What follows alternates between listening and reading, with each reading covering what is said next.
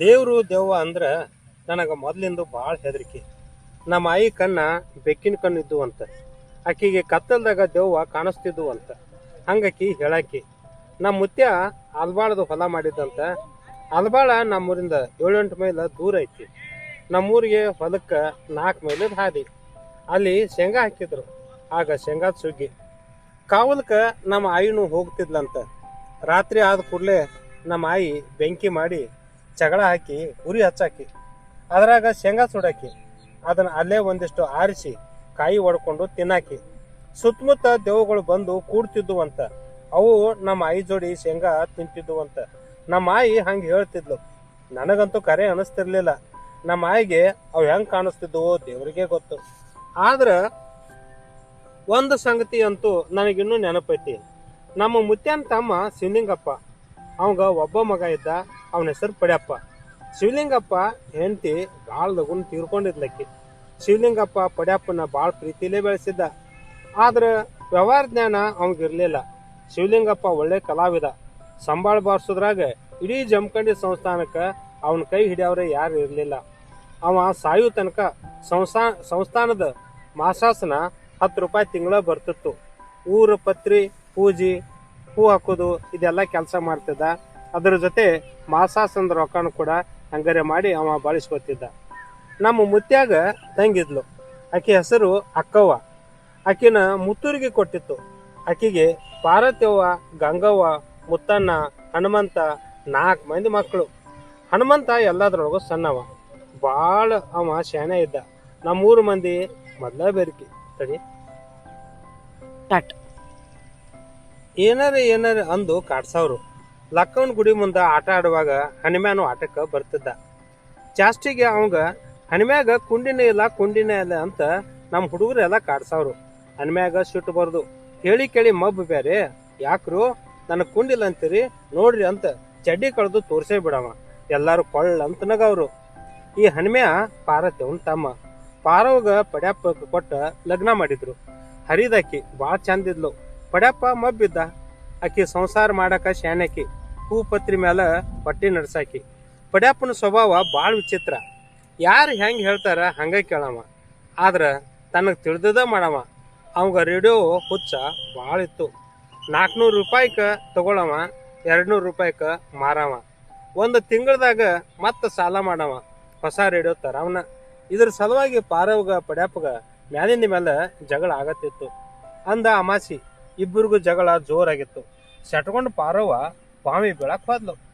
ಯಾರೋ ನೋಡೇ ಇಲ್ಲ, ಬರಾಬರ ಹಂಗ ಹೋಗೇ ಬಿಟ್ಲು. ನಮ್ಮ ಊರಾಗ ಸ್ಮಶಾನ ಹತ್ತರ ದೊಡ್ಡ ಬಾವಿ ಅಂತ ಒಂದು ಐತಿ. ಬ್ರಿಟಿಷರ ಕಾಲದಾಗ ಕಟ್ಟಿದ್ದದು, ಭಾಳ ದೊಡ್ಡದು.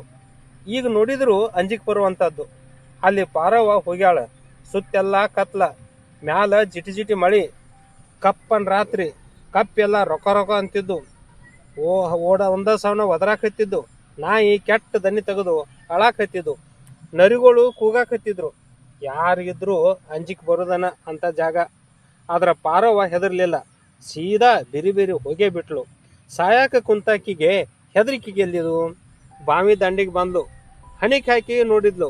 ಇನ್ನೇನು ಜಿಗಿಬೇಕಂತ ಸೀರಿ ಸೆರಗ ಕಟ್ಕೊಂಡು ತಯಾರಾದ್ಲು.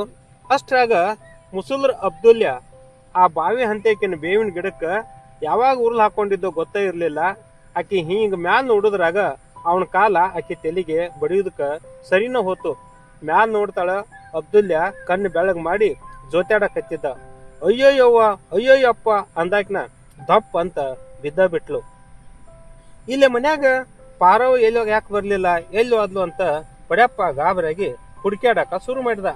ಓಣ್ಯಾಗಿನ ಮಂದಿ ಎಲ್ಲಾ ಕೂಡಿದ್ರು. ಬ್ಯಾಟ್ರಿ ತಗೊಂಡು ಹುಡುಕ್ಯಾಡಕ ಹೊಂಟ್ರು. ಅಗಸರ್ ಬಸಪ್ಪ ಪಾರವ್ವ ಎಲ್ಲಿ ಹೋಗ್ಯಾಳೋ ಏನೋ ಅಂತ ತಿಳ್ಕೊಂಡು ಕೇಳಿದಾಗ ಇಲ್ಲಿ ಗೋರ್ಯಾಳ ಕಡೆ ಹೋಗಿರ್ಬೇಕು ನೋಡು ಅಂತ ಅಂದ. ಅವ ಹೇಳಿದ ಮಾತನ್ನ ಕರೆ ಇರ್ಬೇಕಂತ ಎಲ್ಲಾರು ಬಹುತೇಕ ಆ ಕಡೆ ಹೋಗೋಣಂತ ಆ ಕಡೆ ಹೋದ್ರು.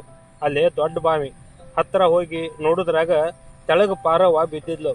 ಮ್ಯಾಲ ಅಬ್ದುಲ್ಲನ್ ಹೆಣ್ಣ ಜೊತಾಡ್ತಿತ್ತು.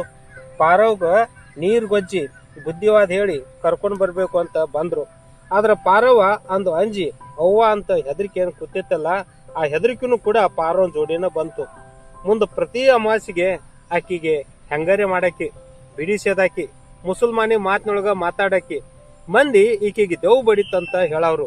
ಬಹುತೇಕ ಅಬ್ದುಲ್ಲಾ ಬಡ್ಕೊಳ್ಬೇಕು ಅಂತ ತಿಳ್ಕೊಂಡು ಮಂದಿ ಮಾತಾಡಕತ್ತಿದ್ರು. ಒಂದು ದಿವಸ ಜಮಖಂಡಿ ಬಾಬಾನ ದೇವ್ ಬಿಡ್ಸಕ ಕರ್ಕೊಂಡ್ ಬಂದ್ರು. ನಾನು ಲಕ್ಕವನ್ ಗುಡಿ ಕಟ್ಟಿ ಮೇಲೆ ಕೂತಿದ್ನಿ. ಅವ ಆಕಿಗೆ ಏನೇನೋ ಅಂದ. ಆಕಿ ಹಂತೇಕ ಎಲ್ಲಿ ಶಕ್ತಿ ಬಂತೋ ಏನೋ, ಏ ನನ್ ಬಿಡಿಸ್ತೀಯಾ ಅಂದಾಕಿನ ಅವನ ಗಡ್ಡ ಹಿಡಿದು ಜೋತ ಬಿದ್ಲು. ಅದನ್ನ ನೋಡಿ ನಾನು ಪರ್ಶ್ಯ, ನಾನು ಹನಿಮ್ಯ, ನಾನು ಪರ್ಶ್ಯ, ನಾನು ಹನಿಮ್ಯ, ನೋಡ್ರಿ ನೀನ್ ಅಂತ ಒಂದ ಸವನ ಇವ್ ಅನಾಕತ್ತಿದ. ಬಾಳ ಅಂಜಿದೀವಿ, ನಾವು ಸಹಿತ ಅಂಜಿ ಬಿಟ್ಟಿವ್. ಜಾಗ ಬಿಟ್ಟಿನೇನು ಓಡೇ ಹೋದೆವು. ಆಗ ತಿಳುವಳಿಕೆ ಬಂದೈತಿ, ದೆವ್ವ ಇಲ್ಲ ಅನ್ನೋದು ಗೊತ್ತಾಗಕೈತು. ಆದ್ರೂ ಆಕಿ ಸಣ್ಣವಿದ್ದಾಗ ಏನ್ ಹೆದರಿಕೆ ಆಗಿತ್ತಲ್ಲ ಅದು ಇನ್ನೂ ಐತಿ ನಮ್ಮ ಎದ್ಯಾಗ, ಹಂಗ ಉಳ್ದೈತಿ. ಈಗಾದ್ರೂ ನಾನು ಕನಸಿನ್ಯಾಗ ಒದರುದು ಚೀರುದು ಮಾಡ್ತೀನಂತ ನಂದ ಹೇಳ್ತಿರ್ತಾಳ. ಬಹುತೇಕ ಸಣ್ಣಾಗಿನ ಆ ಭಯ ನನ್ನ ಎದೆ ಒಳಗ ಇನ್ನೂ ಉಳಿದಿರ್ಬೇಕು. ದೆವ್ವ ಏನೋ ಐತೋ ಇಲ್ಲೋ ಗೊತ್ತಿಲ್ಲ, ಅದರ ಭಯ ಮಾತ್ರ ನಾನು ಇದ್ದದ್ದು ಖರೆ ಐತಿ.